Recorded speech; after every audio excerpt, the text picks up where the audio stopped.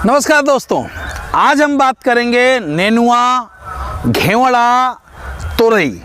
अलग अलग भारत के अलग अलग राज्यों में अलग अलग जगह पे इसके अलग अलग नाम हैं। कुछ लोग पूर्वी उत्तर प्रदेश में आएंगे तो इसे नेनुआ कहा जाता है, कहीं पे घेवड़ा कहा जाता है और कहीं पे तुरई कहा जाता है। आज जो मैं वीडियो बताने वाला हूँ ये सबसे कम लागत में सबसे ज़्यादा उत्पादन, लागत बहुत कम आएगी और तरीका आपको एक नया बताऊंगा जिसमें आपको देख के लगेगा कि हाँ ये तरीका अपनाने लायक है, जिससे आपकी बचत बढ़िया होगी। लेबर सबसे कम लगेगा, घास निकालने की समस्या आपकी ख़त्म हो जाएगी, सबसे कम घास निकालना पड़ेगा आपको, पानी सबसे कम देना पड़ेगा, जबकि फ्रूटिंग, फ्लावरिंग और पौधे बहुत अच्छे होंगे। खाद की मात्रा भी बहुत कम देनी पड़ेगी। तो यदि आप हमारे channel K. N.. Maurya organic farming पे नए हैं तो आप इसको सब्सक्राइब कर लें ताकि हमारी बताई गई कोई भी विधि आपसे छूटे ना। और वीडियो अच्छी लगे तो लाइक करें, और यदि आप चाहते हैं किसी स्पेशल फसल पे वीडियो तो उसे कमेंट करके ज़रूर बताएं। मैं प्रयास करूंगा कि आपको बताऊं। जैसा कि ये देख रहे हैं, ये पहले तो आप खेत की 3-4 बार बढ़िया से जुताई करिए, बढ़िया जुताई कर दें। जैसे आप देख रहे हैं कि बीन उनके घास वगैरह बीन करके इसे बढ़िया कर दिया गया है। फिर आपको जैसा कि नालियां बनाई गई हैं, ये 5 से 6 फीट की दूरी पे 6 फीट की दूरी पे आपको नालियां बना लेनी है। खाद कुछ भी नहीं देना है आपको खेत में। जब खेत की जुताई करेंगे तो कोई खाद देने की आवश्यकता नहीं है। आप पहले नालियां बना लें। नालियों बनाने के बाद आप अच्छे बीजों का चयन करें। पूरे भारतवर्ष में अलग अलग राज्यों में घेवड़ा, नेनुआ या फिर तुरई के अलग अलग बीज प्रचलित हैं। यहाँ जो हमारे किसान लगा रहे हैं, इन्होंने 2 बीज लगाना शुरू किया है। एक जेएम सीड्स का है और एक सोमानी सीड्स का है। ये दोनों सीड्स हैं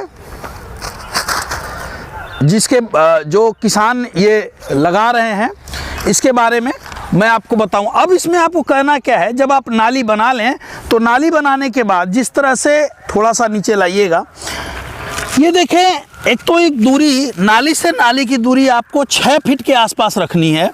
और जब ये नाली बना लेंगे तो आपको क्या करना है, 1.5 से 2 फुट की दूरी रखें और 2 फुट की दूरी पे आप एक गड्ढा बनाएं।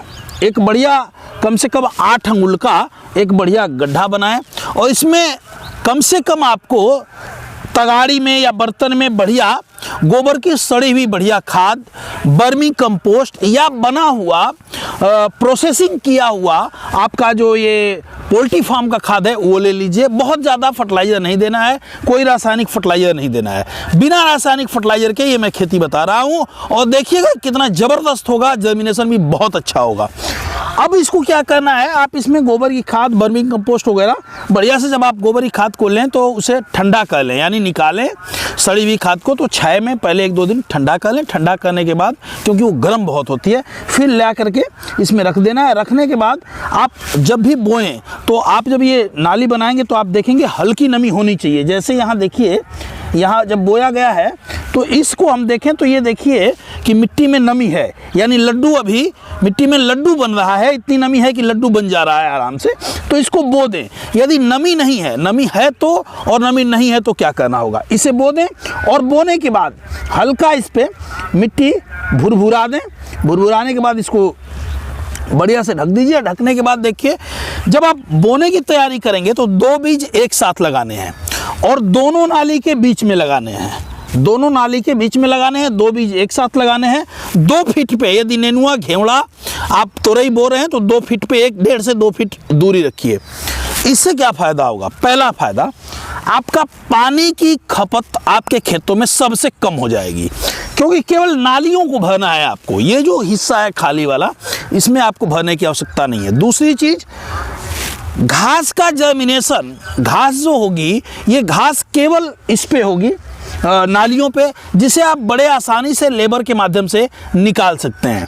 किसी चीज़ खाद की जो खर्चा है, लिक्विड फर्टिलाइज़र है तो आप नाली के मुहाने से डाल सकते हैं, या जो पानी जहाँ से निकलेगा वहाँ से डाल सकते हैं, या फिर इसको बड़े आराम से जड़ों के पास खाद भी दे सकते हैं। अब जब ये निकलेगा तो जब जो नाली निकालेंगे तो एक इधर ऐसे इसको फैलाना है, एक इधर कर देंगे एक उधर कर देंगे, इसमें फैलेगा ये। क्योंकि गर्मी का दिन है, इसमें नमी नहीं रहेगा तो घास बिल्कुल नहीं आएगी और फ्लावरिंग फ्रूटिंग बहुत अच्छा होगा। नेनुआ के खेती में बहुत लोग मचान में बारिश में करते हैं। मचान पे इसलिए किया जाता है, जाल पे इसलिए किया जाता है कि पानी हम देते हैं तो उसमें दाग लग जाता है, वो खराब हो जाता है। और जब इस तरीके से करेंगे तो पानी जब हम खाली जगह में देंगे ही नहीं तो नेनुआ आपका खराब होने का कोई मतलब ही नहीं होता है। और जब भी, चूँकि ये मार्च चल रहा है, अप्रैल में मई में टेम्परेचर बढ़ेगा तो इसे जल्दी 5-5 6-6 दिन पे आपको नमी बनाए रखनी होगी, हल्का नमी देना होगा। तो ये जो नाली वाला प्रोसेस है ये इतना शानदार आपको लगेगा, इतना ज़्यादा लाभ होगा इसमें कि पानी का खर्चा, खाद का खर्चा बच जाएगा।